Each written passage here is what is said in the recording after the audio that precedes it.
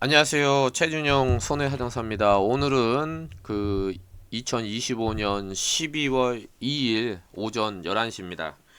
어, 오전에 잠깐 고지 위반 관련한 보고서와 압박구조 쓸 게 있어갖고 잠깐 사무실 안 나가고 있는데, 어, 오늘 주제가 뭐냐면, 최근에 이제 교통사고 사망 관련해서 계속 말씀드리고 있는데, 그 정부 보장 사업이 있습니다. 그래서 실제 제가 처리했던 사건 가지고 조금 말씀드릴게요.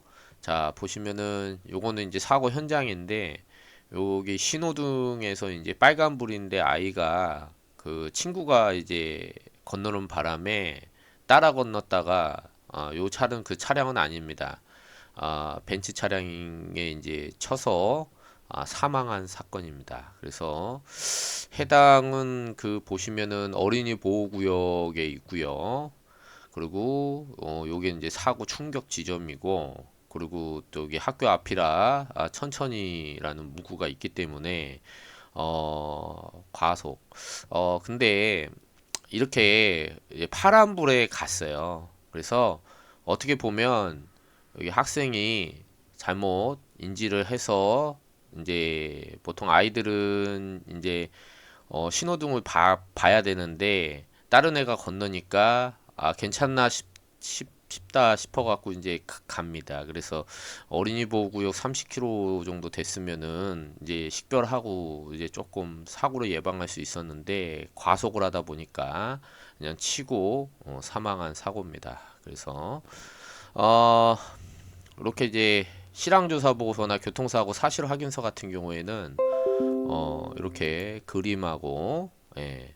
근데 이제 정차 중인 차량 이제 상대방 쪽 이걸 뭐하러 이렇게 해놨는지 모르겠네요. 근데 이제 여기서 튀어나왔기 때문에 요 정차 중인 차량에서 이 차가 아이가 가려졌을 수도 있어요. 근데 이제 녹색이고 그냥 갔기 때문에 어떻게 보면 차가 크게 잘못은 없다.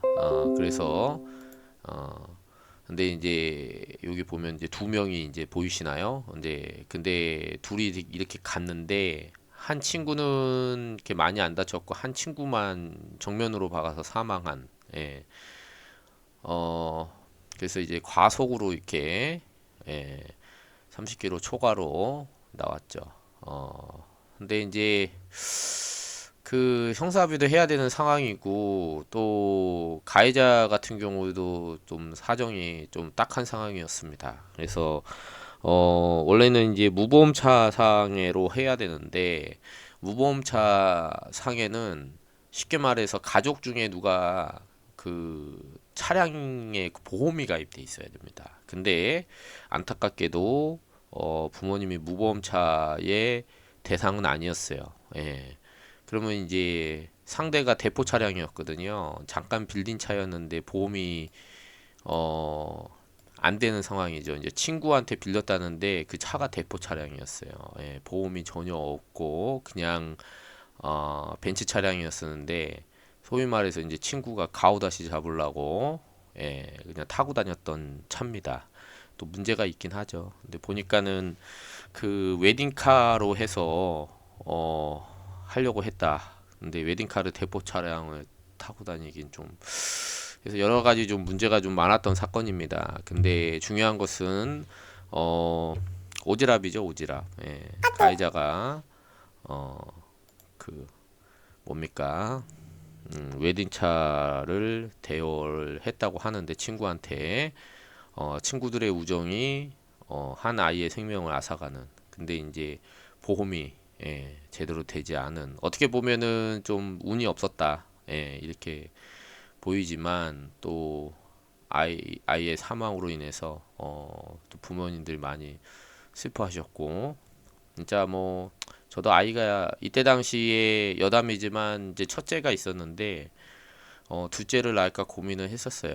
예. 근데 뭐 연년생으로 저희는 낳았지만 뭐 계획이 있었던 것도 있겠지만, 결정적으로 제가 이 사건을 하면서 그 외동딸을 보낸 부모의 그 사건을 제가 처리를 하면서 정말 세상이 무너지고 부모들 입장에서는 또 아이가 또 하나밖에 없다 보니까 삶의 어떤 의지와 끈이 사라지는, 저는 이제 그때까지도 상상을 할 수는 없었습니다. 아이가 죽는다.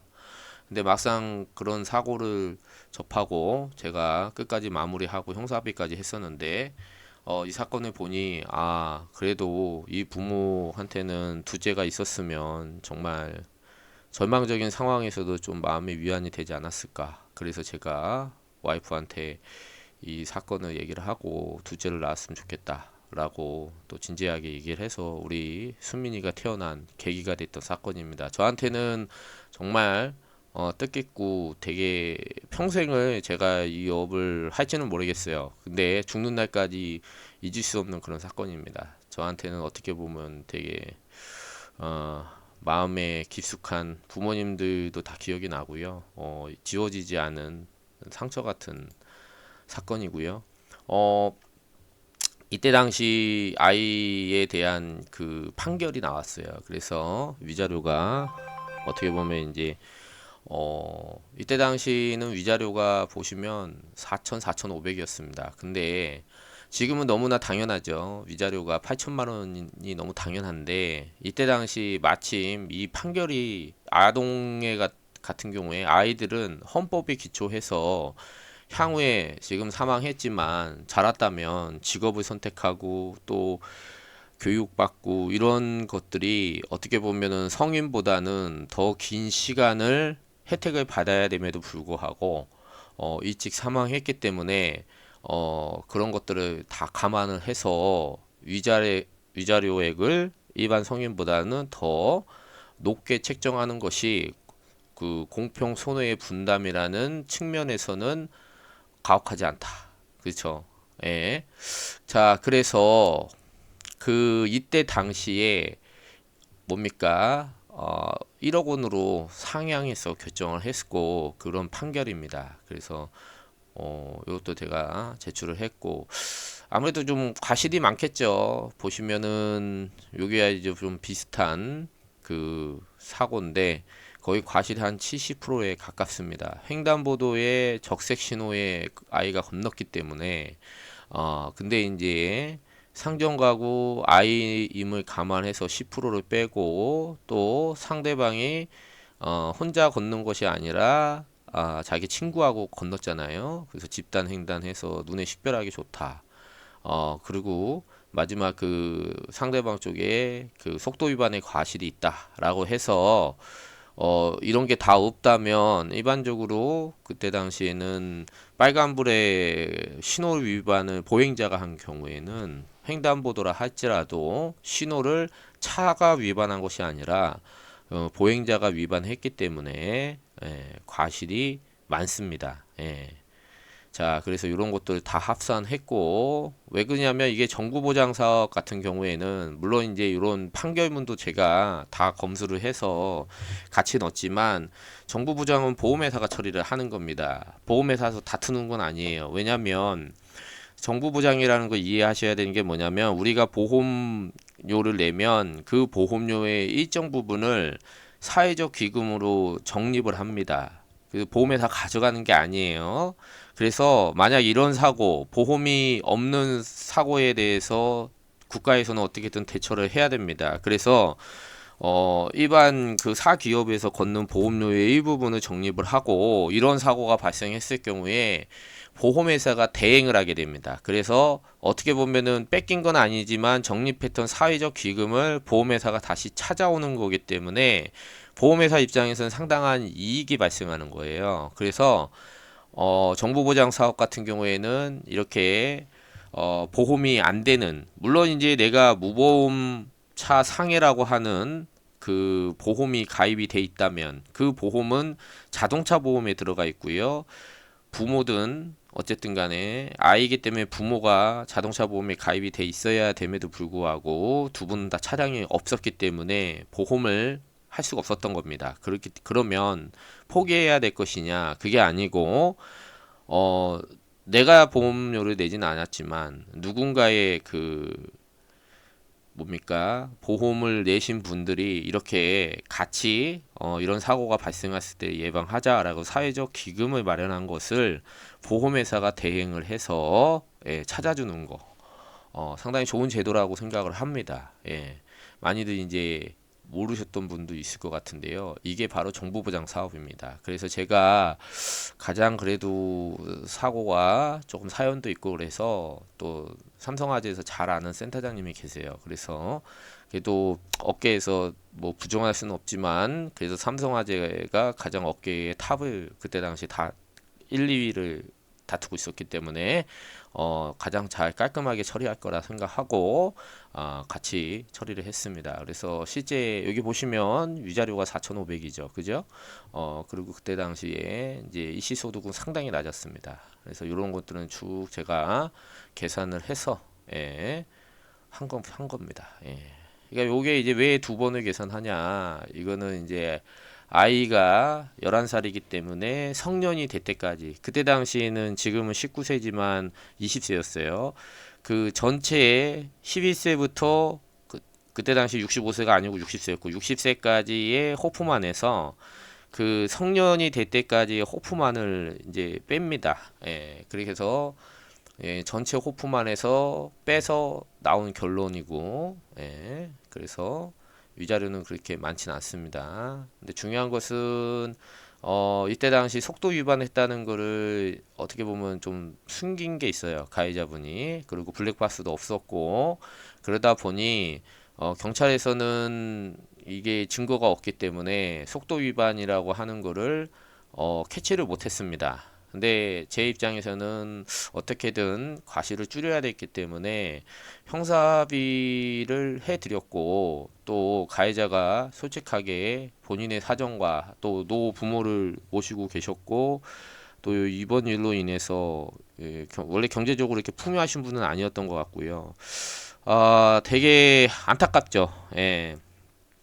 그 자녀의 죽음도 안타깝지만 가해자도 되게 사연이 많았고 또 이번 기회로 이혼을 하게 됐고 또 생활고에 시달리고 또 그걸로 이 사건으로 인해서 또 형사 재판을 받게 됐기 때문에 최대한 저희도 이제 정보보장 사업이라는 거를 해서 받아야 되는 입장이고 그래서 본인이 이렇게 진술을 해서 이렇게 나중에 차후에 저희가 형사합의도 하면서 반영을 시켰던 예, 상당히 그 짧은 시간에 제가 모든 그 복잡하고 좀 기간이 한 달 정도 걸렸어요. 이거를 다 말씀드릴 수는 없습니다. 예, 되게 시간도 많이 지났고 예, 하지만 되게 중요한 사건이었고 어떻게 보면은 뭐 보험회사와 정말 협조를 해서 보험회사도 자기가 정보보장 사업을 해서 어떻게 보면 기금을 가져오는 거기 때문에 상당히 협조적이었고 또 금액을 열심히 계산을 해서 어떻게 보면은 1억 이때 당시는 한도가 1억이었어요.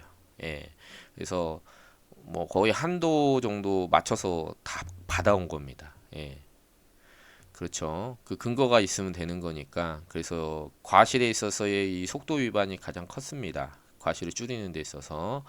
그래서 결국에는 형사합의를 하게 됐고 또 집행유예 이제 징역 금고형이 나왔지만 상당히 이제 많은 것들이 반영이 되고 그래서 저희도 형사합의를 했고 그래서 노부모를 모셔야 되기 때문에 가해자는 집행유예를 받아서 좀 서로 되게 해피하게 1억 이상을 받기도 어려웠고요. 그 가해자를 상대로 소송하기도 어려웠습니다. 예, 가해자도 되게 사정이 딱하고 그런 거를 다 이제 피해자 부모가 다 인지를 하셨기 때문에 어, 형사합의금을 그때 얼마 받았는지 제가 기억은 잘 안 나지만 정보보장 사업에서는 형사합의금을 받게 되면 그 형사합의금을 공제하게 돼 있습니다. 공제하게 돼 있어요. 예, 그렇기 때문에 그럼 공제해서 받았냐? 그렇지 않습니다. 요건 되게 이제 법적인 기술이긴 하지만 그 순서에 되게 중요성이 있거든요. 그래서 형사합의를 먼저 받고 정보보장을 하게 되면 정보보장에서는 먼저 받은 형사합의를 고려할 수밖에 없어요. 하지만 정보보장을 먼저 받고 형사합의를 나중에 받으면 됩니다. 그러면 정보보장에서는 우선 형사합의가 이루어지지 않았기 때문에 정보보장 기금을 지급을 합니다. 그리고 나서 나중에 형사합의를 하면 되는 것이고, 그러면 나중에 정보부장에서는 구상 청구를 하게 되는 거죠. 예. 그랬을 때 이쪽 가해자께서 내가 형사합의를 했다. 그렇기 때문에 이 구상금의 일부분을 3천만 원이라는 돈을 내가 갚을 순 없다. 라고 하게 되면 그 받았던 3천만 원을 다시 토해내게 됩니다. 예. 왜냐하면 정보부장하고 구상 청구를 하기 때문에 그래요. 그러면 이 둘 다를 받기 위해서는 어떻게 되냐? 가해자가 그런 이의 제기를 하지 않으면 됩니다. 예, 그래서 그 부분을 가해자분이 약속을 했고, 어차피 구상금이든 형사합의금이든 이분은 갚을 돈이 없어요. 현재. 예. 그렇기 때문에 최대한 형사적인 부분만 본인이 징역형을 살지 않게끔 해달라 해서 저희가 형사합의 협조를 했고, 또 이런 부분을 제가 다 확인을 받고 다 취지를 말씀드렸습니다. 어차피 구상금액에 정보부장 구상금액에 대해서 또 그렇고 형사합의금에 대해서도 이분은 오케이 예, 했기 때문에 그런 거 이제 법리적인 거고 이론적인 거죠. 예. 어디서 물어보면 정보부장에서 형사합의 공제한다, 문제된다.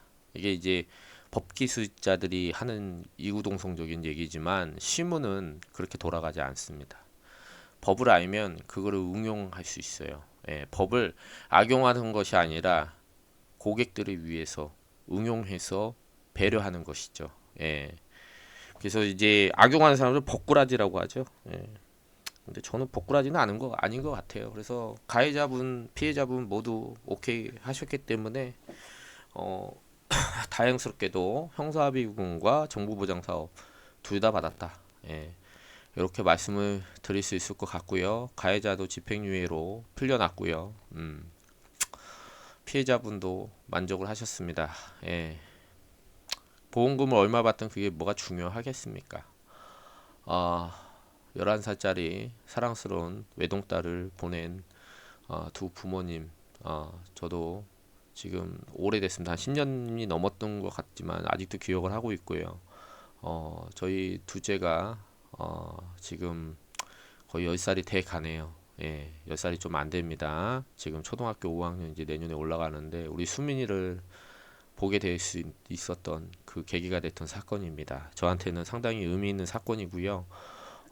그래서 한번 정리를 해 봤습니다. 아마 평생 잊지 못할 것이고 정보보장의 사업에 대해서 여러분도 이 계기를 통해서 알게 되셨으면 좋겠습니다. 아마 지금 정보보장 사업이 1억 5천까지 올라간 걸로 알고 있는데 이렇게 보험료 기금을 통해서 무보험차 차량의 피해자들한테 이렇게 보상이 된다라는 겁니다. 예. 오늘 되게 아침부터 마음이 무거웠는데 이렇게 정리를 하고요. 가족들 같이 연말 마무리 잘 하시고 서로 사랑한다 얘기를 해주시기 바랍니다. 여러분 사랑합니다. 저는 최준영 손해사정사였습니다. 감사합니다.